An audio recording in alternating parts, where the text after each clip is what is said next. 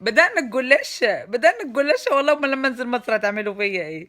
الحساب بتاع ماي إلك اللي كان عليه حوالي 230 ألف فولور اتقفل.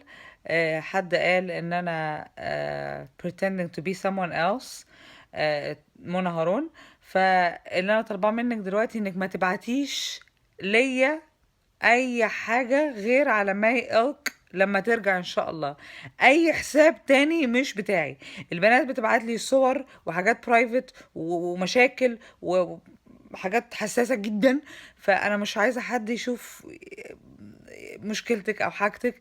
فلغاية ما ارجع حسابي ده الانستجرام الوحيد اللي عندي ماي دوت إلك. او كم حد من صحباتي هيشيروا الفيديو ده.